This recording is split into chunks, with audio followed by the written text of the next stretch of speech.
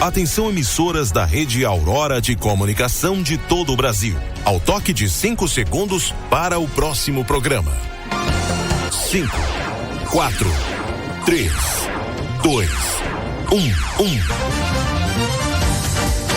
1. Está entrando no ar o programa Colocando o Dedo na Ferida. Jornalismo, informação, enquetes, debates, tema da semana, entrevistas, utilidade pública, entretenimento e o mais importante, a participação do povo. Com a apresentação de Dr. Valmir de Lima, Anderson Gomes e convidados. Programa Colocando o Dedo na Ferida. Agora na Rede Aurora para todo o Brasil.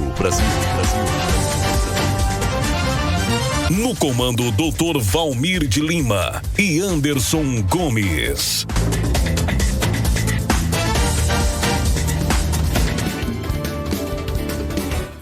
Boa tarde a todos os ouvintes do nosso querido estado do Rio de Janeiro, da nossa cidade de Campos, de toda a região.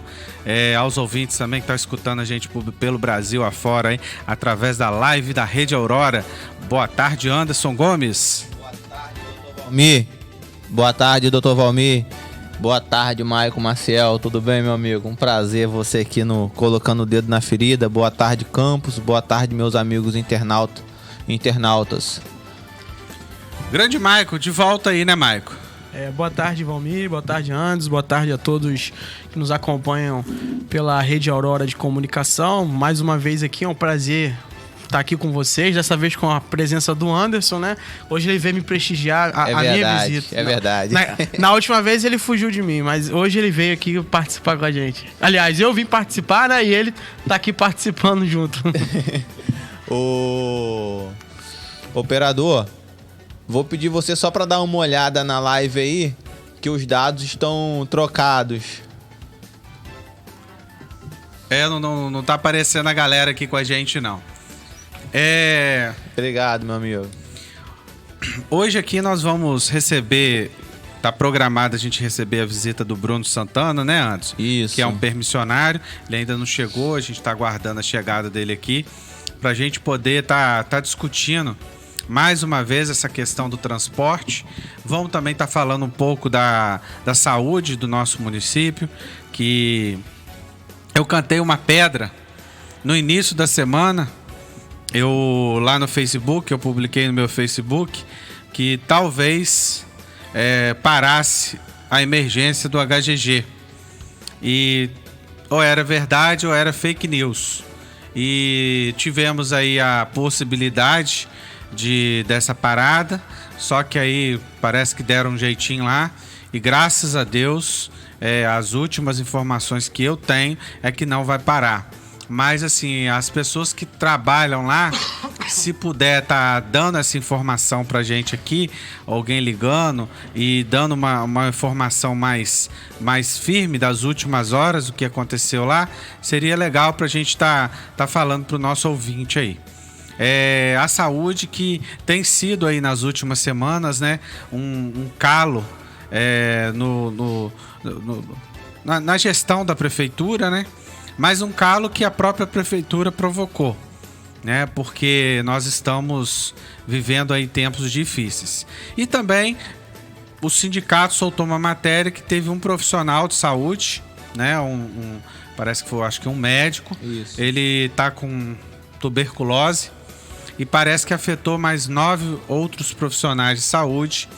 E parece que o HGG tá com uma infecção cruzada muito grande, né? Então, estamos vivendo tempos difíceis, né, Maicon?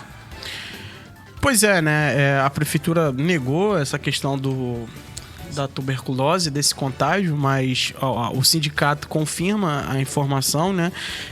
Até é importante essa participação do próprio sindicato em estar informando isso para o cidadão, porque se depender pelo visto da prefeitura, eles vão tentar omitir de qualquer forma. Filho feio, né? Não tem pai, né? Então é muito preocupante a situação hoje do nosso município, Valmir, Anderson, em relação à saúde.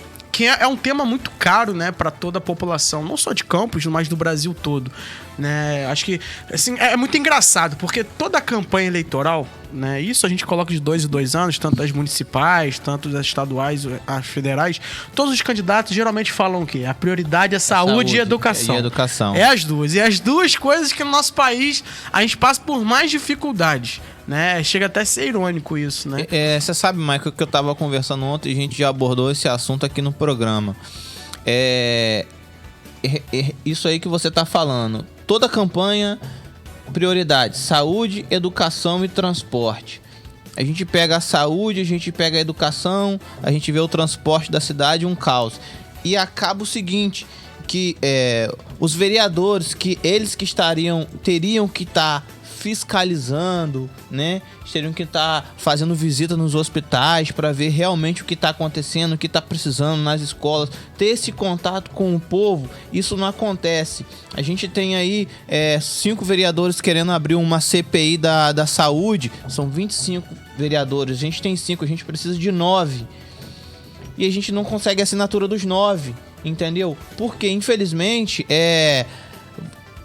você acaba ficando amarrado com a gestão, porque você não pode assinar, senão é difícil. A gente até tá abordando esse assunto, mas como a gente já comentou aqui, dá um exemplo, Mike, você é vereador, o postinho ali do Parque Aurora é seu, Valmir, o Ferreira Machado é seu, e aí como que você vai abrir precedente para uma CPI?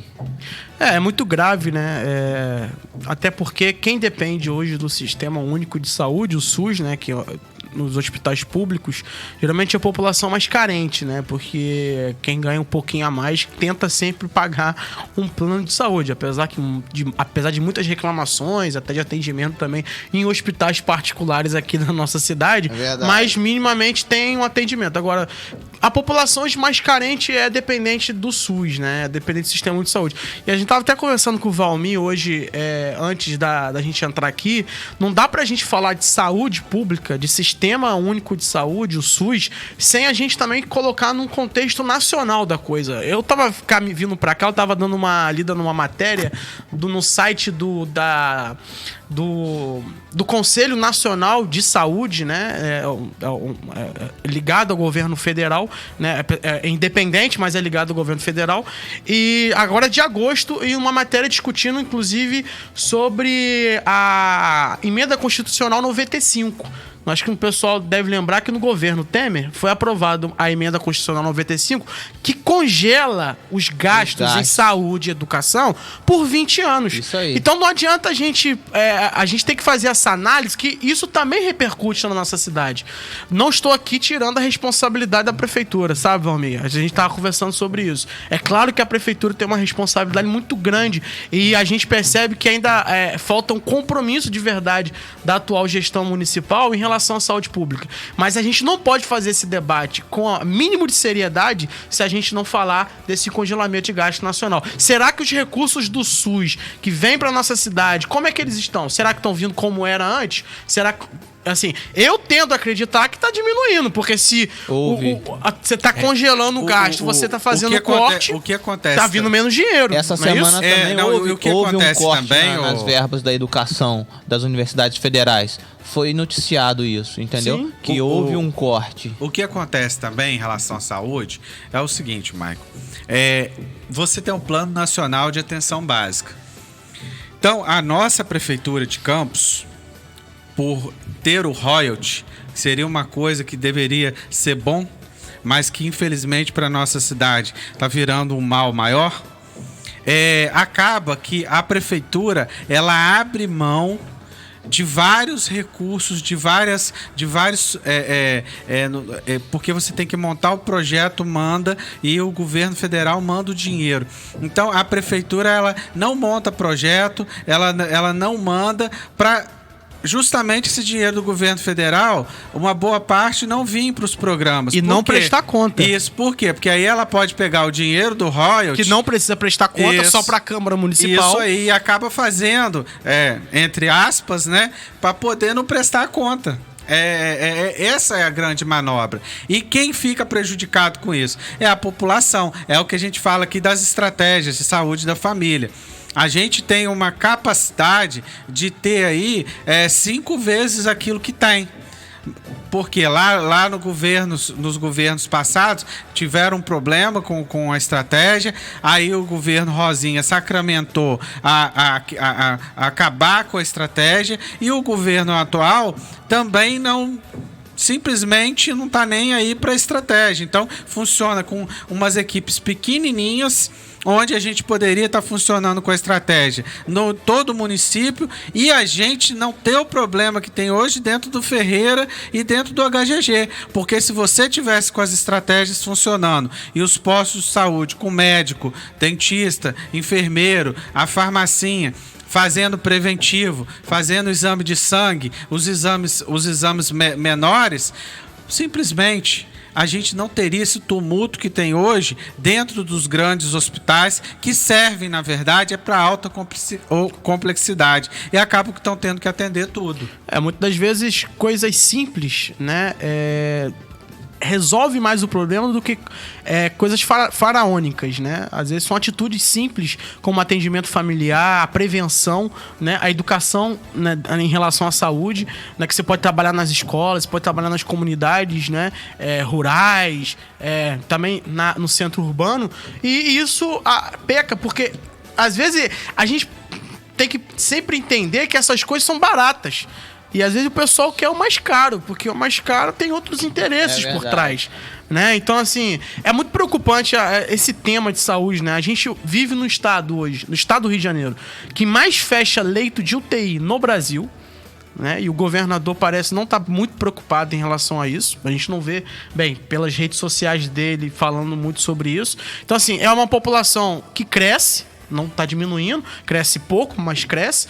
O dinheiro, em vez de aumentar, diminui. Você não tem uma gestão que pensa em soluções simples, mas eficazes, e aí gera esse caos. Não sei se você observou, Maicon, quantas pessoas de fora, quantos venezuelanos a gente tem aqui em Campos. A gente falar em relação ao estado do Rio, essa semana eu tive com uma família.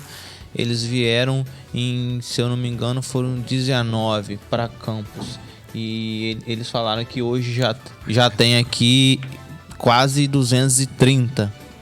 Entendeu? E aí a gente coloca num âmbito geral, estado do Rio. Infelizmente essas pessoas vêm para cá só com a roupa do corpo, né?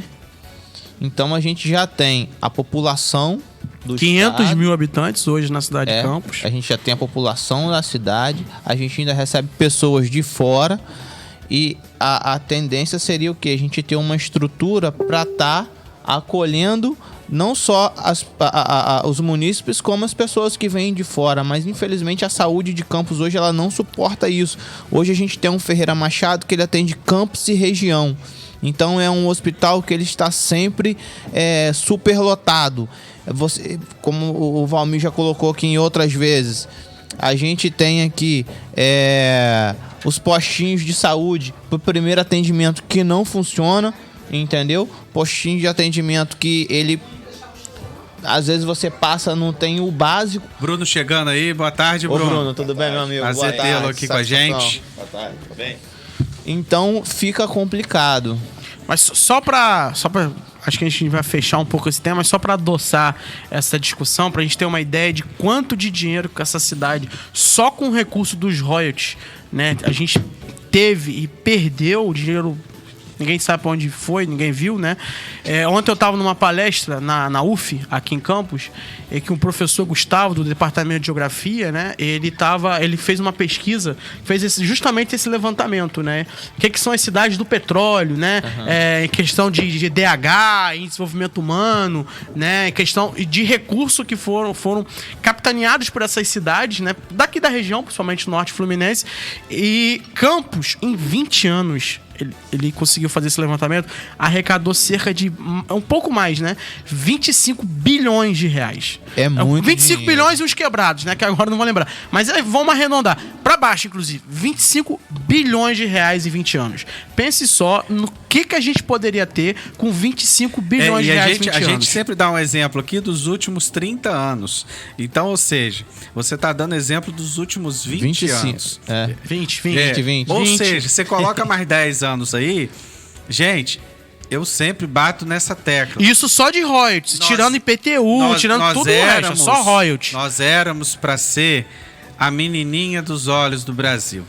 Era para ser uma cidade modelo em transporte, saúde, educação, mobilidade urbana em geral. Você está entendendo? A gente era para ter aqui um polo industrial ativo, todo mundo empregado, todo mundo com condição de vir morar em Campos e falar assim: eu moro na cidade modelo do Brasil. Não era para ser só dependente de royalties. Então é por isso que eu me entristeço quando eu estou em vários grupos daqui de Campos, quando eu me entristeço muito vendo as pessoas defendendo há 2 gestões passadas, a gestão passada, algumas defendendo a gestão atual e não tem uma noção de realidade do que essas pessoas elas fizeram com o nosso município.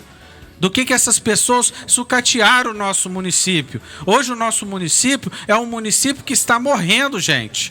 Você passa no centro, você vê o comércio fechado, você vê a quantidade de moradores de rua crescendo, você vai nas escolas, eu canso de falar isso, criancinha tomando choque na parede, entendeu? Você chega nos hospitais, não tem leito, todo mundo no corredor.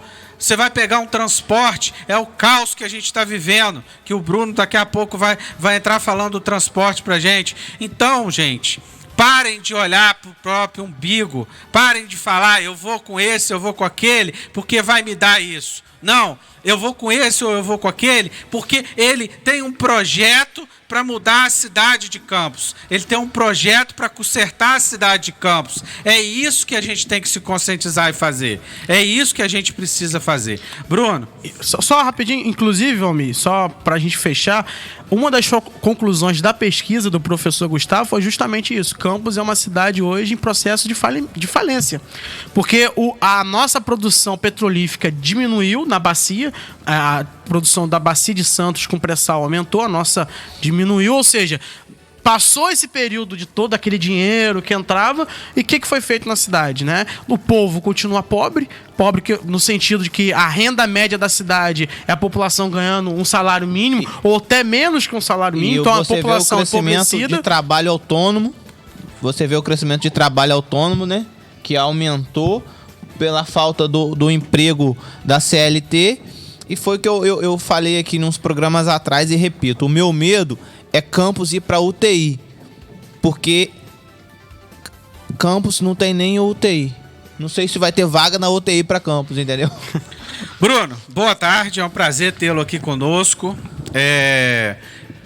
Pouco que eu sei, você é um dos líderes lá dos permissionários, que está passando aí por esse momento caótico que vive a nossa cidade, onde o povo tá sofrendo, né, meu amigo? Uma boa tarde. Boa tarde. Fala um pouquinho de quem é o Bruno pro telespectador em casa. Em primeiro lugar, boa tarde. Agradeço mais uma vez pelo espaço, agradeço pelo convite. O Bruno é uma faísca no meio desse incêndio, cara. A gente tenta motivar a galera aí da melhor forma possível para entender o que é o transporte alternativo, entender o que se trata, qual a importância do transporte alternativo dentro da mobilidade urbana num todo, né? E hoje eu estou como presidente de uma cooperativa chamada Campos Coltran, mas hoje a nossa fronteira ultrapassou, a gente não se fala mais do que é cooperativa, apesar que eu acredito muito no cooperativismo, mas a dor no meio do transporte alternativo entre os permissionários está tão grande que hoje nós estamos passando a ser uma grande família, entendeu? Existem aquelas pessoas que eu não consigo entender o motivo de não estar, apesar de fazer parte do transporte alternativo, de não estar abraçando a luta, mas hoje nós somos uma grande maioria no meio desse turbilhão de coisas que tem acontecido. E confesso a vocês hoje aqui que talvez hoje é um dos momentos, assim, ao longo dessa jornada, do qual o meu coração está mais estraçalhado. Porque hoje, mais uma vez, eu recebo notícias, assim como eu recebo diariamente, pessoas que às vezes me procuram, né?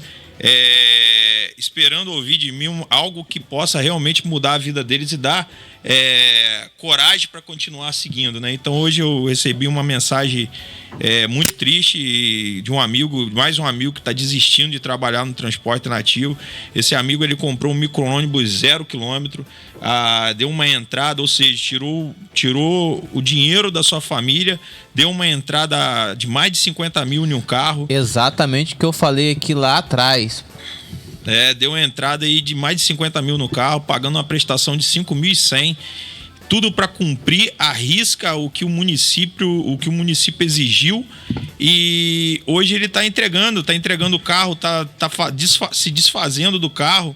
E me ligou assim, falando: Bruno, tô desistindo, tô indo segunda-feira tirar o GPS, tirar as 2 máquinas de bilhetagem que o carro dele tem.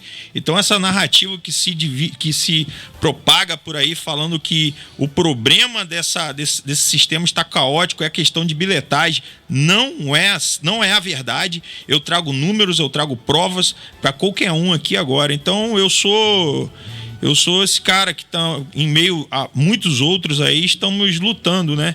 Então hoje a nossa luta é para trazer a sustentabilidade, e desde lá do início a nossa luta sempre foi para trazer equilíbrio para os 2 modal, e não essa narrativa que a gente vê hoje, até muito triste de se ver isso, que está criando-se mais uma vez uma narrativa entre briga de permissionário com motorista de ônibus, né? E que são rodoviários, que são extremamente, que nós temos que respeitar essa categoria, assim como os trocadores, mas estão colocaram na cabeça deles de alguma forma que nós somos responsáveis pela falência dos ônibus, ou pela falência até mesmo de uns perderem emprego.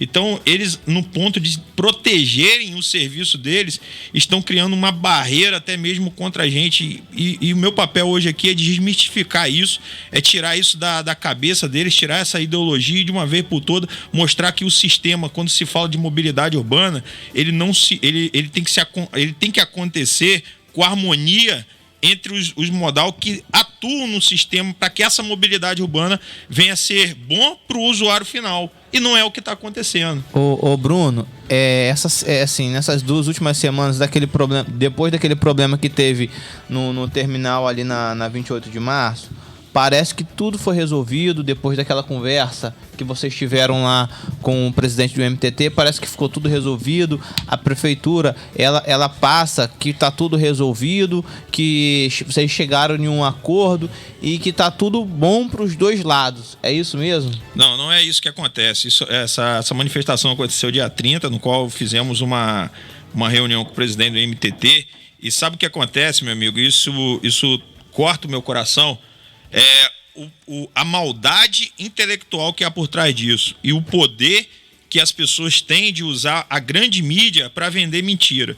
Então eu acredito que é uma estratégia montada de que, quando eles usam o poder da grande mídia, eu não quero acreditar aqui que são mídias compradas, enquanto eles usam esse poder da grande mídia para atingir 100 mil pessoas, nós estamos aqui fazendo nosso trabalho para atingir 10 mil. Então o que acontece? Eu entendo que na cabeça deles, porque é difícil entender como que, mesmo nós temos provas, tendo vídeos, tendo tudo falando do jeito que o sistema deveria acontecer e não está acontecendo, eles ainda sustentarem uma mentira. Então o que eu entendo passou-se um jogo de poder. Enquanto os que estão sendo envolvidos estão atingindo 10 mil, eu que tenho o maior poder de comunicação atinjo 100 mil. Então a narrativa que fica de que está tudo sendo bonito, que tudo está sendo certo, está atingindo mais gente. Só que nós mudamos mais uma vez o nosso modo operante. Nós agora estamos levando com mais força, né? E graças a Deus, tendo espaço de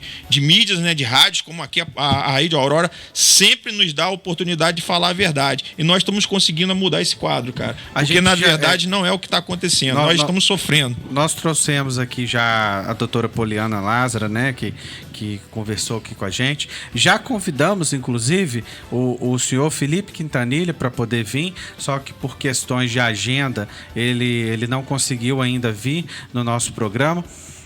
Bruno, eu tenho uma teoria, né, que eu sempre falei aqui nos outros programas, eu acho assim, o sistema, ele no papel, ele é uma ideia até legal, mas ele primeiro tinha que ter sido construído os pontos alimentadores. Depois deveria ter, dentro dessa sequência, ter feito e colocado as catracas da bilhetagem. Sim. Chamar os permissionários que foram aprovados no processo e fazer a burocracia para eles poderem receber o repasse, para aí sim você testar tudo isso por 90 dias para depois você bater o martelo. Você não acha que deveria ter seguido uma sequência e eles inverteram totalmente as coisas, por isso que chegou no ponto que chegou? Sim, o que eu acho é o seguinte, eu vou até mais além um pouquinho, né? Durante esse 1 ano e pouco que ficamos conversando e fizemos inúmeras reuniões dentro do MTT, junto com o presidente do MTT, ali foi discutido todos os pontos falhos que poderiam acontecer. E um dos pontos falhos que eu falei, não levando assim para o termo de rivalidade, mas que se a gente analisar o termo comportamental, a gente vai ver que via nitidamente que isso iria acontecer. Que era o quê? Era os próprios empresários tentar boicotear o sistema, com qual intuito? De sufocar a gente até o ponto da gente começar a desistir e eles tomarem o sistema. Mas, Bruno, isso é uma teoria da conspiração? Não, não é teoria da conspiração. Isso se chama lógica. Isso se chama estudo de viabilidade. Se você começar a fazer um plano de ação para qualquer situação, para implantar qualquer tipo de situação, você tem que analisar os pontos negativos e positivos. E lá foi avaliado toda essa situação e eu tive a palavra do presidente do IMTT em reunião que ele só nos colocaria no novo sistema quando todo o sistema tivesse pronto. Como, por exemplo, lá atrás foi discutido que os terminais, principalmente os 2 terminais maiores, que é o terminal A, que é da Baixada, o terminal C, que é o do Norte, né, que é ali Travessão e por ali vai, foi criada uma fantasia, né, entre aspas, fantasia porque não aconteceu, então por isso que eu falo que é fantasia, que seria mini rodoviárias, aonde seria licitado para uma empresa privada fazer um investimento. Então, dentro de uma linha de raciocínio, eu falava assim, pô, é lógico, porque se eu hoje sou um empresário e tivesse uma licitação, e tivesse acontecendo uma licitação em Campos, do qual me daria o direito de ter uma mini rodoviária, do qual eu poderia explorar de qualquer forma, cara, eu vou botar ela, né? Vou botar ela do meu jeito, onde um fluxo de passageiro entre esses dois aí, em torno de 100 mil passageiros dia, né? Em torno de 100 mil passageiros. Então não existia uma forma de você acreditar que isso poderia dar errado. Entendeu? Então, quer dizer, o projeto foi apresentado para dar certo, a situação foi toda desenhada. Eu apontei várias situações que poderia dar errado, que é hoje que a gente está vendo. Aí vem a pergunta, Bruno, se foi desenhado para dar certo e não está dando, o que acontece? Simples, interesse. Quais interesses? Ou é político, ou é econômico, entendeu? Ou é intencionalmente de querer fazer o quê? Como eu dizia isso lá atrás, existem 2 formas de eu te expulsar da minha casa. Uma é falar assim com você, ó, meu irmão, mete o pé da minha casa, você não é bem-vindo aqui. E outra é deixar você na minha casa, provocar situações das quais você se sinta desconfortável e vira para mim e fala assim, ó, Bruno, não dá mais para eu ficar na sua casa, tô indo embora. E eu apontei isso lá atrás, e hoje nitidamente o que a gente tá vendo é isso. Entendeu? Um projeto que era para viabilidade urbana, um projeto que era para mobilidade urbana, que era para trazer um melhor conforto para o passageiro, hoje você está vendo que não é isso que está acontecendo. Um inferno. E não virou um inferno. E não é por falta de competência, entre aspas, porque eu sempre entro dentro de uma situação tentando olhar o outro lado. E quando olhar o outro lado, eu falo nesse contexto específico, com quem eu sentava na mesa para discutir. E sei que as pessoas que estão sentadas na mesa, ela tem capacidade, entendeu? Para fazer algo bom. Agora a pergunta é, nem todo mundo que tem capacidade para fazer algo bom, ele vai fazer.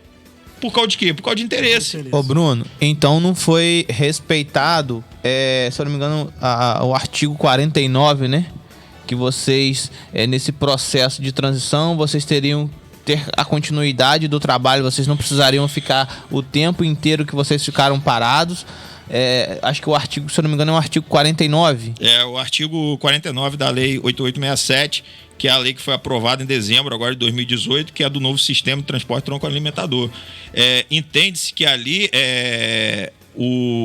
a homologação, o fato de ser homologado ali a lei, não é o trâmite final da licitação. E foi dito pelo presidente do MNTD que seria sim, né, o trâmite final da licitação. Só que há entendimento jurídico que o final da licitação só é entregue com a ordem de serviço, né, e com todo o sistema devidamente entregado. Então, quer dizer, implantado. Isso não foi feito. E não foi feito. Eu vou bater de novo nessa tecla. Não há dúvida nenhuma que é algum interesse muito forte por trás disso. E vou além, não é um interesse do só. Seria leviando da minha parte afirmar que isso aí é um interesse só do presidente do MTT. Eu acho que ele não faz nada sozinho e talvez, eu acredito hoje, que talvez ele não consiga nem fazer o que ele quer. Realmente. O que eu tô vendo hoje é que existe um poder maior sobre ele obrigando a fazer essa situação, porque não é possível. Não é possível. Quando eu tenho um jogador em campo, se eu sou técnico de um time de futebol, a responsabilidade desse time é minha. E se o time perde, o responsável é o técnico. Então, eu não tenho mais dúvida nenhuma que tá fazendo com a gente é tudo de forma intencional. Ô, Bruno, umas 2 semanas atrás, eu participei de um seminário aqui em Campos. Inclusive, o tema era mobilidade urbana, organizado pela Fundação Maurício Glabois, né? E a gente a gente marcou a data do seminário sem saber que ia estourar aquela questão todas das manifestações. E eu tava dando uma lida, né? Eu dei uma estudada um pouco na questão do edital, que chamou os permissionários, né? E no edital eles tem lá, classifica, né? Setor A vai ter tantas linhas, tantos permissionários e tal, né? Setor B e por aí vai, né? Eu achei muito estranho, assim, esse novo sistema. Assim, no papel, ele pode parecer muito bom e tal, porque foi feito, né, por pessoas da área, se eu não me engano, foram especialistas da UFRJ, né? Então, assim, tem um desenvolvimento ali, né, que foi planejado e tudo mais. Mas eu acho que ele começa errado desde o início, porque ele não foi discutido com a população, assim, das áreas. Isso é muito claro. Tanto é que o pessoal do setor B, que é Venda Nova, Campo Novo, aquela área, eles queriam fazer o terminal ali no CEPOP, sendo que aquelas pessoas tradicionalmente passam pela 28 e depois transferiram para o setor A. Né? Assim, dá para entender um pouco que se você vai lá naquelas comunidades e discutem, obviamente que eles dizem, não, aqui não vai ficar bom pra gente. Então, assim, parte começa daí. Se você não escuta o principal, uma das principais pessoas que são interessadas no novo sistema de transporte, que é a população que usa, então pra mim já começa um pouco errado aí. Segundo, não parece também que foi muito discutido com vocês, assim, o projeto e tudo mais. Parece que foi uma coisa muito mais, de certa forma, imposta, né? Mais pronta, chegou mais pronto, e aí você pode mudar uma coisa ou outra, mas não profundamente, né? Então, o que fica a minha dúvida em relação a esse edital é que ele diz lá quantas vans tem que ter, né? Vans, micro-ônibus, permissionários. Mas, por exemplo, lá não diz quantos ônibus a empresa de ônibus vai colocar, por exemplo, no setor B. Lá eu não sei se é 10, se é 5. O empresário, ele bota quanto ele quiser lá. Porque lá no edital, por exemplo, não diz.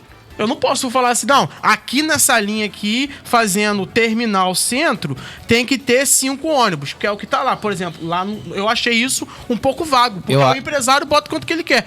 E a segunda coisa, que assim, fica um pouco vago essa questão da integração. O que é a integração?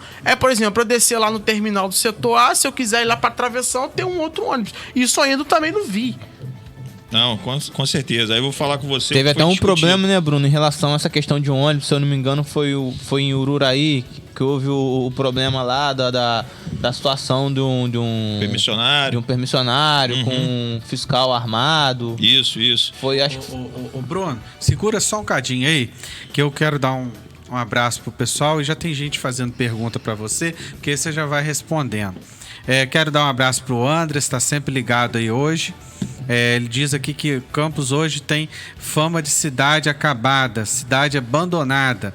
Rosângela Cardoso acompanhando a gente, Peterson Gonçalves, Alita Freitas também, Zé Antônio Leitão também tá com a gente. O Zé Antônio Leitão, ele inclusive ele faz ele escreveu um textozinho aí. A gente não tá conseguindo ver aqui. Depois eu acho aqui e leio. Erialdo Alves, Hortifruti do Júnior, também está acompanhando a gente. O Wallace Madeira, Magno Oliveira, Rodrigo Rezende, o Wallace Madeira, Ceci Soares. E aqui tem um rapaz que está perguntando para você. Ele fala assim. O José Antônio falou assim, ó: Dr. Valmir, pelo excelente programa onde vocês colocam a verdade dos fatos para a população campista. Precisamos de pessoas assim que coloquem o dedo na ferida, a forma de deixar os problemas da cidade mais transparentes. O Vitor Viana, ele pergunta aqui: eu tô querendo entender isso. A Yananda Ribeiro: sou moradora da PEN e estou muito insatisfeita com o transporte. Os amigos das vans teriam outra opção? Preciso tirar essa dúvida. Agora, boa pergunta, Vitor. Eu estava lendo aqui sua pergunta agora. Primeiro, eu só vou voltar rapidinho para responder, se você me permitir. Sim. O que ele me perguntou aqui. O que acontece? Foram feitas inúmeras reuniões. Isso não tem como discutir. Só que sempre existia como se fosse uma espinha dorsal do que não tinha como mudar, né? E existiria e também existia aquelas coisas que conseguimos modificar. O que não tinha como mudar era o sistema tronco alimentador. Isso foi uma coisa sempre imputada, tipo assim, sistema tronco alimentador e acabou. Então, todas as outras coisas, inclusive as que você citou aqui, questão de quantidade de ônibus dentro das linhas, que ficaria em questão de distrito, tudo isso foi discutido. E tudo isso foi aceito. Quando eu falo aceito, observamos essa questão dos ônibus ia ter horários ia ser colocado ônibus só em horário de picos. O presidente me afirmou que ia sair uma portaria normativa para isso, que eu pedi isso a ele e não aconteceu. O nosso problema todo, sabe o que foi? E hoje eu acho que confessar erro, eu acho que é algo que todo ser humano ele tem que aprender a confessar, que eu acho que isso não é vergonha para ninguém. E eu acho que um dos maiores erros meus, sabe qual foi, meu amigo? 2. Primeiro, ter acreditado na palavra do ser humano. Achar que todo mundo pensa igual a mim, age igual a mim, que tem os meus princípios e os meus valores. Não acontece isso. Isso é uma ilusão que tinha na minha cabeça. Eu fui criado por homens que a palavra dele valia mais do que estava escrito. Então eu aprendi meus princípios e valores com esse tipo de homem. Então às vezes a gente lidar com as pessoas, né, sempre achando que as pessoas vão agir dessa forma. Então o meu erro foi confiar na palavra de pessoas que falaram que ia modificar aquilo que apontamos, e todos os presidentes de cooperativa apontou inúmeros erros, entendeu? Que ia modificar e não modificou. A segunda foi que eu não protocolei todos esses erros. Deveria ter protocolado, apontar através de um documento todos esses erros para ter algo protocolado, e não protocolei. Então, infelizmente, meu amigo, todas essas coisas foram modificadas verbalmente, mas na hora da prática não fizeram isso. Agora, respondendo a resposta do Vitor, o que acontece, Vitor? Você perguntou antes aí se as vans era para ter saído do sistema há muito tempo. Eu vou falar o que acontece. A lei 8867, não, 8867 não, desculpa, a 8.169, que é de 2010, que trouxe a legalidade do transporte alternativo em 2010, ela deixa ali bem claro em um dos seus artigos, salvo aí o melhor juízo, se é o 18 ou 17, que agora de cabeça assim eu esqueci, que a permanência das vans atuando dentro do sistema sobre a mesma linha do ônibus fica a critério do IMTT decidir isso, o presidente do IMTT decidir isso. Então, quando foi lançado o edital do ônibus em 2013, que é ali em torno de 1.600 páginas aproximadamente, que quando fala que os ônibus ganharam a licitação, que nós deveríamos ter saído de dentro do município, isso é outra mentira. Sabe por quê? Porque no próprio edital do ônibus também deixa margem para que o IMTT decida se a gente continue atuando no mesma linha dos ônibus ou não, ou em linhas, ou sobre um pedaço dessa linha. Só que também tinha a opção, que eu levei na época, a opção de fazer o seguinte, já que havia essa briga e teria que resolver essa briga entre ônibus e van, que fizesse horário. Sai um ônibus de cada bairro, sai 2 vans, entendeu? E não foi aceito. Então, na verdade, é o seguinte, a gente não saímos de dentro do município porque deveríamos sair. Saímos do município porque aceitamos participar de uma licitação, do qual acreditamos que a licitação resolveria o problema de uma vez por toda entre os empresários e entre os permissionários, entre os motoristas de ônibus e entre os motoristas de van. A verdade, nós fomos levados à ilusão de acreditar que tudo seria melhor. Até para sair desse, né, esse status de transporte alternativo, o novo sistema propõe a ser parte do transporte, né? Porque quem mora no interior depende da van. Quem mora em Goitacazes, por exemplo, eu moro em Goitacazes. Tem que pegar a van para ir até o terminal, do terminal eu pegar um ônibus. Então, deixa de ser alternativo para ser, na verdade, a única forma de transporte. Porque se eu não pegar a van lá, o ônibus, né? A gente saímos do transporte alternativo para ser sistema de transporte fazendo parte do tronco alimentador, né? E mudando essa característica nossa de alternativo. E vai de acordo com o que você está falando aí. A Elisângela Maciel, ela fala assim, lá no setor F, quem manda é o dono da Rogil. Ele bateu o pé falando que não vai tirar os ônibus e não está retirando. Como pode um empresário mandar mais do que o presidente do IMTT? E aí, emendando a pergunta dela, que você vai responder as duas, o Vitor Viana, ele volta a perguntar aqui, o MP deu prazo ou não? E aí mandou te perguntar se ele queria entender se o Ministério Público deu algum prazo ou não deu. A questão do Ministério Público, a ação que foi levada ao Ministério Público não foi do transporte dos permissionários que ganharam a licitação, né? Então, mas eu entendo que o que foi levado ao Ministério Público tem sim o seu fundamento, porque eu entendo também que houve julgamento injusto, do qual eu vi ali que aconteceu. Então, sobre o que o Ministério Público falou nesse contexto específico, eu não tenho embasamento para falar se deu prazo ou sobre o que deu prazo, né? O que eu estou falando aqui a doutora Poliana Lázaro, ela tem mais embasamento para isso. Se caso ela não puder falar com a gente hoje, ligar para cá, a gente vai procurar saber isso aí, Vitor, e te dar uma resposta aí nos programas posteriores. Valmir. Em relação a esse setor F aí, bro, você sabe de alguma coisa que a Rogil tem sim. Então, fala aí pra gente. Falo sim. O que acontece? Aí vem mais uma outra situação. O setor, o Rogil, a empresa Rogil, eu acho que é uma das poucas empresas, ou tem acho mais duas só, que anda com os documentos dos seus veículos impecáveis, de forma impecável. E até onde eu conheço sobre a Rogil, a documentação deles lá também são perfeita. Então eu acho que eles, nessa situação especificamente do setor F, o que a gente tem que se atentar é o que o edital diz. O edital diz ali que eles têm até 1 ano de transição para fazer o sistema ali, distrito, centro-cidade. Só que o edital ele não prevê de quanto em quanto tempo que isso tem que ser. Por isso eu volto a dizer que foi discutido sobre isso com o presidente do MTT, do qual o mesmo falou que sairia uma portaria ou um decreto normativo para que trouxesse de uma forma para regulamentar isso, né? Quanto tempo e tal. E o que está acontecendo lá, que até onde a informação chegou a mim, é que ele não está aceitando esse sistema, que não vai aceitar e acabou. Entendeu? E aí ele está cobrando o direito dele, infelizmente ele está dentro do direito dele. Isso é muito complicado, né? Porque acaba que o Estado, né, com E maiúsculo, né, não tem tanto poder, acaba perdendo, sendo que isso é uma concessão pública, né, do serviço público. E é uma coisa que uma vez a gente estava discutindo, quando fez essa licitação em 2013, foi no governo da prefeita Rosinha Garotinho, muitos ônibus dessas empresas hoje foram financiados pelo Fundecam, né? E aí, inclusive, tem que pagar que não pagou, que ônibus foram para outra cidade.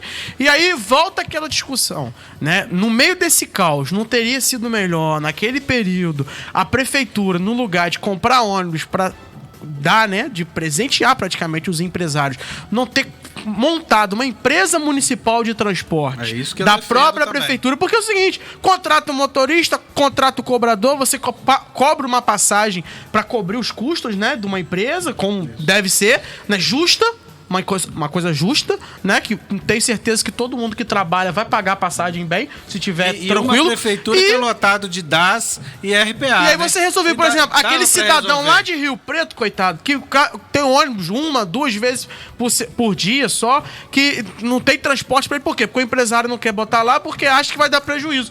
Você tem uma empresa, você vai lá, você faz essa linha, né? Por exemplo, hoje, se a prefeitura naquela época tivesse pensado nisso, você tivesse montado, você não quer botar o ônibus na linha, não, então a gente tá botando. Você tava implantando hoje um sistema desse muito mais tranquilo, por exemplo, sem estar na mão tanto do empresário. E aí onde que os permissionários entrariam nesse sistema de ônibus? Você teria os ônibus da prefeitura com a passagem bem baixinha.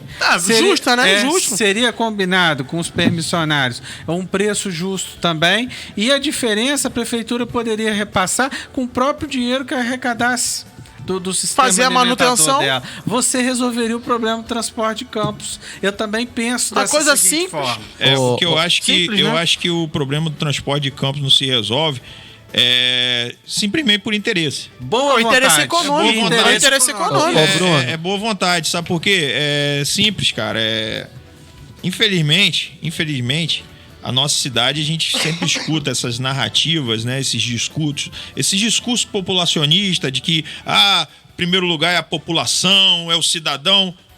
Existe uma grande diferença do verbalizar e da verdadeira ação. Sim. Então, olha só, a ação, quem quiser analisar qualquer um, é só avaliar a ação de cada um, rapaz. Avalie a história. Assim como o sucesso deixa rastro, a desgraça deixa rastro. Aí sabe o que eu acho mais Acabou. engraçado, Bruno? É que ano que vem, esses que já passaram e que não resolveram vão bater nessa tecla, trazendo solução, resolver, e na verdade solução. não vão resolver. Então vira aquela roda, roda de transferência para os mesmos. Só que eles trocando só as famílias de 4 anos e que, na verdade, nenhum deles resolve o problema. E é complicado. Ô Bruno, vamos falar aqui, é um assunto que muito preocupou vocês lá atrás e, de repente, você pode estar esclarecendo pra gente aqui.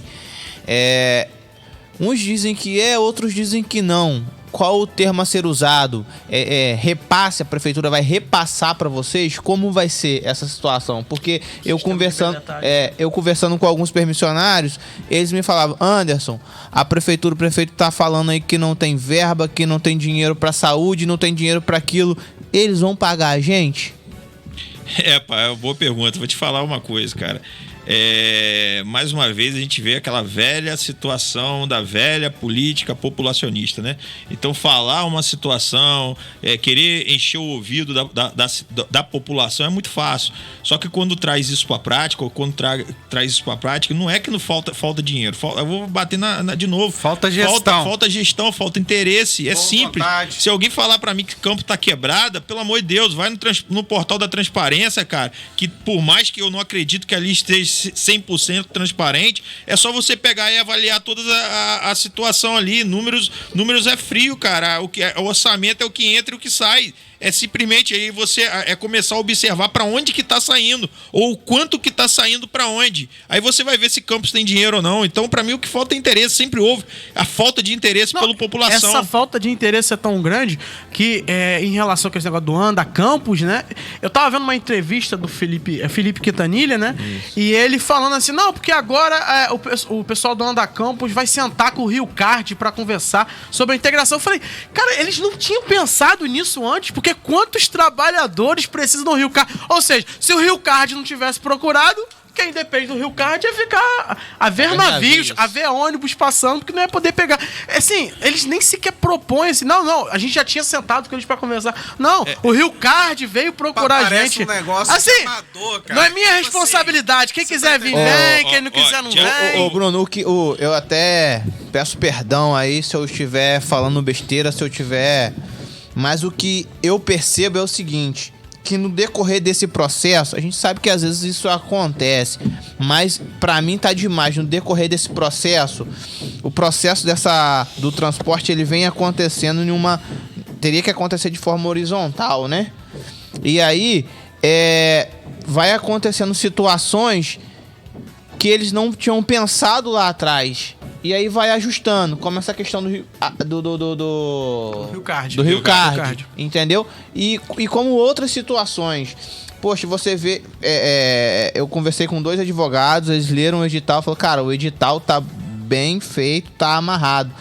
Só que, como foi relatado até pela doutora Poliana, nesse processo do edital, entende-se que uma licitação você tem que cumprir à risca todos os itens da licitação, do edital. E conversando com a doutora Poliana, quando ela esteve aqui... Ela disse que tem o edital e tem a lei Quintanilha. Que não aconteceu corretamente. Que ela falou assim, ó, eu tenho hoje permissionários que atingiram 100 pontos, estão aqui, e tem permissionários que atingiram 80, 70, hoje estão lá, porque foi prometido que poderia usar um protocolo, chegou na hora para uns sim, para outros não. Então acho que foi um projeto que no papel tá legal, ficou bonito, mas no desenvolver, na prática não... O papel a gente coloca porque não ouviu coisa. A população. O papel ele aceita qualquer coisa. Só que quando a gente tira do papel e leva para a prática, a gente tem que estudar alguns pontos. E o principal dele é a questão comportamental, em todas as situações, do passageiro, do empresário, de quem está envolvido. É tentar entender como que vai funcionar no momento que eu coloco ali. É a mesma coisa de você passar na prova de trânsito, tirar sua habilitação, e agora vem uma segunda situação. Agora, como que eu vou me comportar ao trânsito, entendeu? Como que eu vou me reagir a determinadas situações? Então, quando você sai com esse princípio, você começa a se antecipar o problema e começar a evitá-los. Então, a pergunta é, será que isso não foi pensado? Ou isso foi intencional? Entendeu? Então, são incógnitas que ficam na nossa mente de não conseguir entender que realmente está tendo um interesse do município de querer resolver um problema que se arrasta há tempo, entendeu? E agora chegou a hora de ou resolver ou destrói. Não, e parece que o negócio foi atropelado, eles foram colocando sem planejar muito bem, né? E o pior, que eu acho que é o mais grave, usando a população de cobaia. Porque a pessoa fica assim... eu já desci no terminal A, gente precisando ir pro farol. Aí o cara chega, a última van do farol já saiu. A pessoa fica assim, e agora? Faz como? O último ônibus é 11h30. Aí a pessoa fica no ponto, esperando sozinho. Sem falar assim, a quantidade de vezes, a falta de responsabilidade. Que você chega, deixa o passageiro ali, você deixa o passageiro no terminal, naquele local ali não tem ônibus, aí a pessoa já sai cansada de casa. Né, já sai para ir pro trabalho com a cabeça cheia, às vezes já atrasado, que tem que levar um filho pro colégio, ajeitar o almoço pro marido, sei lá, N coisas.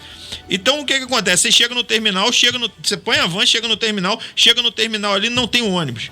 E aí, o que você faz? E quando tem que esperar o ônibus encher... Pega e espera. Aí o que eu te falo? Falta planejamento, falta o quê? Interesse? O Will Compaz, ele fala assim, Quintanilha, eu sei que você está assistindo. Por que o senhor não deixa as vans irem até a rodoviária e acaba logo com esse transtorno? Nanda Ribeiro, tem alguma possibilidade das vans chegar até o centro da cidade? Aí o Vitor Viana, de novo, isso também queria saber. Tem como resolver isso legalmente, dos ônibus chegarem até o centro? O Wallace Madeira, desde o momento que um órgão público nos dá uma ordem de serviço para trabalhar, o prestador de serviço, que são os permissionários, tem que faturar. O faturamento, no caso das vans, é diário. E hoje não está acontecendo isso. O Andres, o cidadão, está sendo o último lugar nessas ações. Isso sim, sem contar com a perseguição às vans pelo IMTT, exigindo estar tudo certo com os carros, sendo que os ônibus podem tudo, documentação atrasada, sem manutenção. Eu quero que você esclareça uma coisa aqui pra gente, se há a possibilidade de chegar a um acordo de todo mundo ir até o centro. E outra coisa, a gente ouviu durante a semana aí que um fiscal do MTT puxou uma arma pro permissionário.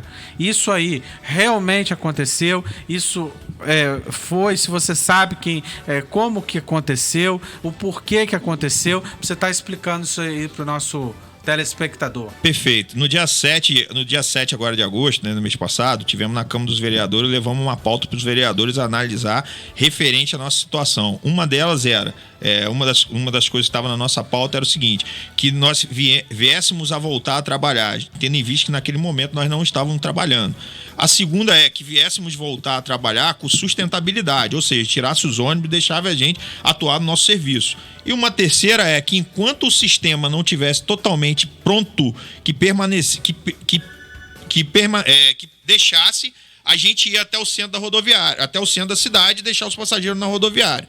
E o que aconteceu ali, aí vão entrar no termo por que a gente não foi até o centro da cidade. Porque eles começaram a falar de questões legais, né? Falando que o edital previa que não podia, que era sistema tronco alimentador, que não podia mudar o terminal. Falei assim, eu virei para os vereadores e falei assim, há possibilidade sim. Se vocês fizerem um TAC, um termo de ajuste de conduta, ou seja, até a situação ser totalmente implantada, né, algo temporário, sim, solta um decreto, faz qualquer coisa. Isso não precisa só partir do executivo, pode sair do legislativo. Então, existia sim essa possibilidade. Porém, eles começaram a bater na tecla falando que não. Aí volto a fazer uma outra pergunta a vocês. O terminal do setor B era para ser ali perto da UENF, concorda? CEPOP, isso. Do CEPOP. Aonde que ele está hoje? Tá no ar. Modificou. Está previsto isso no edital? Não. Então, modificou algo que estava no edital sem uma portaria, sem um TAC, sem nada. Só pela vontade. Entendeu? O setor A, o terminal do setor A era para ser aonde? É o CEPOP. Não, o setor A. O setor A para ser no Bela Vista. No Bela Vista não ali. está no Bela Vista, está no início da 28 de março. Ou seja, modificou de novo. O setor C era para ser aonde o terminal? Lá em frente à Mercedes. Hoje está no Ceasa. Modificou. Então, se houve essas modificações, o porquê não deixar ir até o centro da cidade? E por um motivo, não porque a gente quer ir ao centro da cidade. Hoje a gente entende que se o sistema funcionasse, pra gente seria melhor. Eu não precisava entrar no centro da cidade, não precisava ficar debreando o carro, enfim, não precisava. Mas o que é, por que esse desespero de querer ir até o centro da cidade? Simplesmente pelo fato da sustentabilidade que eu já tinha dito desde antes de começar a atuar o sistema, que não teria essa sustentabilidade. Ô Bruno, puxou a arma ou não puxou? Puxou. Puxou, tá no vídeo aí, tem vídeo rodando, mostrando então, isso. Então tá beleza. Ó, 1 minuto pra cada um, considerações finais. Só. Agora que tava começando a aquecer, aí você o fala... tempo foi curto. Eu só queria agradecer a Bruno, ao Mike por estar presente aqui, a vocês que participaram com a gente via Facebook. Dr. Valmir, mais uma vez, colocando o dedo na ferida. Obrigado a todos aí. Líder de audiência, vamos lá. Eu só queria entender o que passa no NTT, achar que o cidadão vai pagar 2 passagens numa cidade com o desemprego lá em cima, e quem trabalha ganha um salário que não é lá essas coisas, né? Achar que vai pagar 2 passagens, e aí vem... Será que é maldade ou falta de sensibilidade por parte da prefeitura? Mas obrigado pelo espaço, é sempre um prazer estar aqui com vocês, um bom final de semana a todos. Agora o Mike vai estar com a gente direto. Ele voltou pra campus aqui. Se ele conseguir pegar o ônibus no horário certo... Se eu conseguir chegar, né, cara? Tem que sair mais cedo. Não, obrigado. E suas considerações finais. Em primeiro lugar, mais uma vez, muito obrigado aí pelo espaço, pelo convite. Só queria deixar aqui algo muito importante, que toda a população, todos os amigos do Volante entendessem o seguinte: nós sempre lutamos para que esse sistema viesse a dar certo. Ficamos 1 ano estudando sobre esse sistema para que trouxesse sustentabilidade devidamente do jeito que precisava. Tanto os empresários de ônibus, porque entendemos que tem família, que tem funcionários, nossos amigos do Volante que são do transporte coletivo. Então nós não somos rivais, nós estudamos esse sistema para que viesse a dar certo. O que não está dando certo é simplesmente por interesse. Então eu queria que os amigos entendessem que nós não somos rivais, queria que entendessem que a gente não quer o mal de ninguém. O que a gente está querendo é trabalhar de uma forma sustentável, entendeu? E o que mais aqui é agradecer a vocês pelo espaço aí e falar que tudo isso não está acontecendo simplesmente que não é pela lei, não é por nada, simplesmente por vontade, entendeu? Pessoal, muito obrigado pela audiência de vocês. Estamos juntos aí e até semana que vem com mais um Colocando o Dedo na Ferida. Abraço. Boa tarde. O programa Colocando o Dedo na Ferida.